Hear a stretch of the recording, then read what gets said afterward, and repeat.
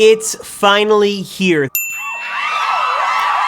The secret is no more, the cat is out of the bag. This is the new smallest iPhone for 2020, the iPhone 12 mini. It looks like an awesome phone, but should you buy it? Because if you look at Apple's other smaller iPhone, the iPhone SE of 2020 as well, there's a couple of interesting points to make. That phone also has an excellent display, a great camera, a super beefy and powerful processor, and it's also hundreds of dollars cheaper. So if you're looking for a small iPhone in 2020, which one should you buy? The 12 mini or the iPhone SE? Let's get into it.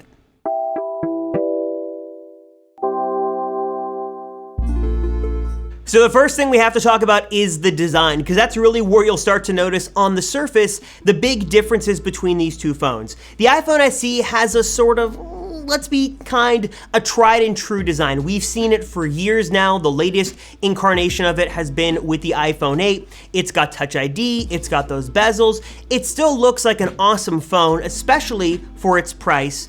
But it really doesn't hold a candle to the new industrial design language we're seeing on the newer iPhones, especially with that on the iPhone 12 mini. You've got the now sharp corners, the more boxy look, the new colors. The iPhone 12 mini looks like an amazing iPhone and is really embracing this new industrial design language that Apple is putting across the board, not just in iPhones, but also we're seeing in iPads and more of their devices for 2020. The iPhone 12 mini is a flagship phone with a flagship design to go with it. So the iPhone SE has Apple's Retina LCD panel. It's a fantastic LCD panel. Colors look good, it gets plenty bright, it's vibrant. It's an awesome display for LCD technology, and especially again for the $400 price, there's not a lot of qualms and issues people have. It's a fantastic display and Apple's done a fantastic job.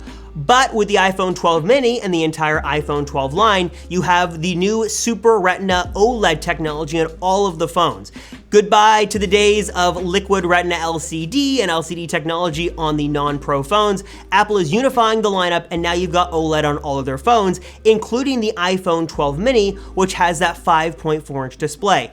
Now, OLED's gonna matter for a couple of reasons we'll get into a little bit more into the video, but on the surface, it's gonna have excellent image quality for, looking at photos or watching back videos. You're gonna have deep blacks, you're gonna have bright, beautiful, vibrant colors. It's gonna get much brighter as well. It's going to be a great display technology to take advantage of, and it also should be a little bit more efficient and should help with battery life. In terms of usability, you are going to get a little bit more screen to play around with on the iPhone 12 mini just because it really is more edge to edge than what you get on the iPhone SE, and you're also getting, just a better form factor. You're getting more display to work with in the same body size, while the iPhone SE, you still have a really nice 4.7-inch display, but you're just not getting the very most. Both are again going to be plenty usable. If you like a small one-handed phone, you're going to love both of these options. But I think for display, it's going to come down to this. If you watch a lot of content on your device, if you want the best and brightest display, the best colors, then it's just going to have to go to OLED. The 12 mini is just going to have the more superior display,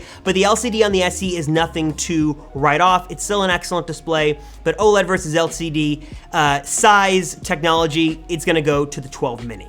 The iPhone 12 mini's display is also going to have this new Apple ceramic shield technology that's supposed to make it more durable, less prone to smashing into a million pieces and cracking if you were to drop it accidentally. So if you want a little bit more of a tough, more durable display, that's another reason to go with the 12 mini. Next, let's talk camera. The iPhone SE has only one 12-megapixel camera, but it is often praised as a very versatile and oftentimes much better than the competition in its price class and above with what you're going to be able to do with that single camera. You have the HDR technology built in. Apple Smart HDR technology is going to work wonders to make photos better. You're going to be able to take some great photos, 4K video. It's going to be a great photo experience.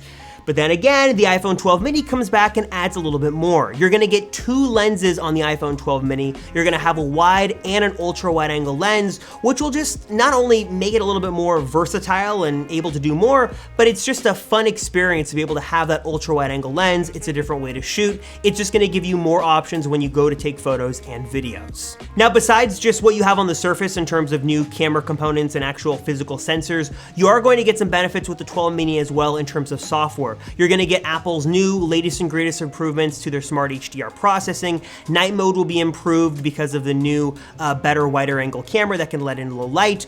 There's just gonna be some software and hardware differences. It's just going to make the 12 mini a more versatile camera setup. They're both gonna take great photos, they're both gonna take great videos, but if you take a lot of pictures and that ultra wide is important to you, or you really want the best processing you can get in your photos, the 12 mini is just gonna be the way to go. It's just gonna offer more. Also, before I continue, if you're thinking about the iPhone 12 and how it stacks up to the iPhone 11, because I know you're thinking about other things while you're watching this, check out John Rettinger's full video. He does a full deep dive into both of those phones and will tell you which one is right for you. Check out that video, link down below, and tell John you came from the Apple Circle. Now, when we talk performance, this really puts these phones a little bit more in line because the differences are not so tangible. You're comparing the A13 Bionic in the iPhone SE versus the A14 Bionic in the iPhone 12 mini. And we can compare spec sheets and Geekbench scores and different processor tests and emulations all day long. The A14 is simply a more powerful and assumedly a more efficient processor. But when it comes down to day-to-day stuff, here's what's gonna happen. Both phones are gonna be fast. They're gonna be responsive, they're gonna be powerful, they're gonna be snappy, not just today, not just tomorrow, next week, next month, but for years to come. Both are very solid options. What's really gonna give the iPhone 12 mini the inherent advantage is the presumed hope that the A14 Bionic is as efficient as Apple says it is, which should help battery life. You have a lot of new technology built in the iPhone 12 mini, especially in this small form factor. Battery life is a concern. We saw a hit, presumably with the A13 Bionic, kind of having an adverse effect on the iPhone SE's battery. So we're really hoping that battery efficiency is top notch and Apple really brings their A game with this smaller phone. But in terms of performance, unless you're really doing a bunch of photo and video editing on that, relatively tiny display, you're not going to notice much of a difference. Both are going to be plenty fast. But if you are really concerned about efficiency and you want the absolute greatest, most powerful iPhone ever and what's gonna last you a little bit longer for years to come, the iPhone 12 mini again is gonna have the advantage with the newest, latest and greatest A14 Bionic. Speaking of battery life, let's talk battery life. Apple can only pack a battery so big inside, which gives us a little pause on how good battery life is going to be with the new 12 mini. Because of what we specifically saw with the iPhone SE, the A13 inside was powerful, it was fast, it made it a very versatile phone, but as far as we know, it didn't really do any favors for battery life, and we did see, especially when the phone first came out, some negative reviews of battery life because the A13 was taking too much. It wasn't as efficient in that smaller size. It's gonna be hard until we can really get both of these phones, here to test side by side, though we have kind of tested the iPhone SE and we know battery life wasn't great on that, but we're gonna presume it's gonna be better on the 12 mini. You have a bigger battery, you have a more efficient processor. It should do hopefully work some wonders for battery life and make it a little bit better on that smaller phone. And besides all of that, there are just some exclusive features that the iPhone 12 and iPhone 12 mini and the whole line have that you're just not gonna get on the iPhone SE. 5G is a big one. Apple talked at lengths about 5G, what it could do, why it was so important to the iPhone and the future of the iPhone, and that's only going to be a feature you can find on the iPhone 12 series, and specifically in this case, the iPhone 12 mini.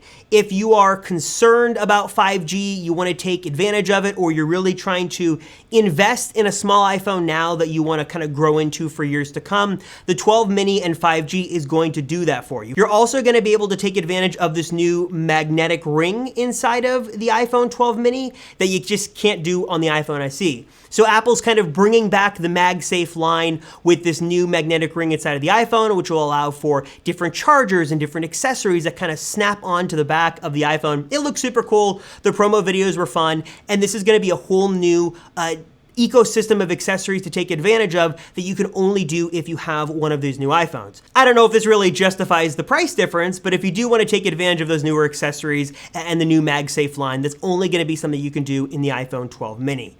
But I think the real biggest thing that you're not getting on the SE that you're going to get on the iPhone 12 mini is going to be Face ID.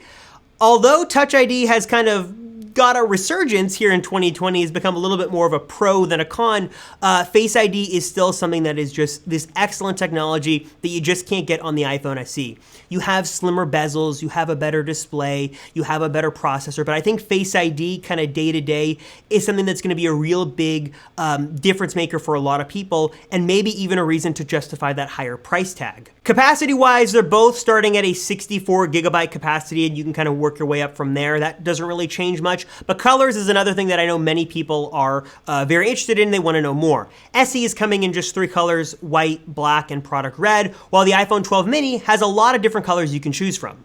You've got white, black, green, product red, and a blue color to choose from with the iPhone 12 mini, so if you want a bit of a splash of color, the 12 mini is going to be the way to go. And the big takeaways here, I think, to take notice of is that you have really the iPhone 12 mini, which is in line with the iPhone 12 series. You're not really missing any features from that iPhone 12 line. You're getting pretty much everything in the iPhone 12 mini, just in a smaller form factor and with a little bit of a cheaper price. The iPhone SE is really made to be more of a budget-conscious phone. You are missing things like a newer design, Face ID. You don't have as many cameras to choose from. The display is not OLED. There are some sacrifices to be made that I know are more important to some than to others. And now what this really all comes down to is price. The iPhone SE is priced at $399 and the iPhone 12 mini is priced at $699. I'm going to keep kind of carrier specials and promotions and all that out of this. This is just straight MSRP.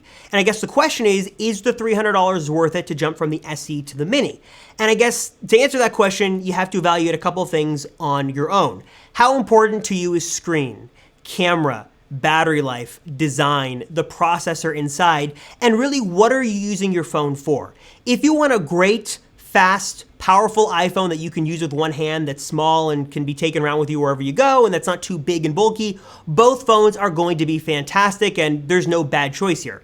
But if you want a better screen, you want a more versatile camera, you want that newer design, maybe you want Face ID and the MagSafe functionality, you're gonna wanna go with the iPhone 12 mini.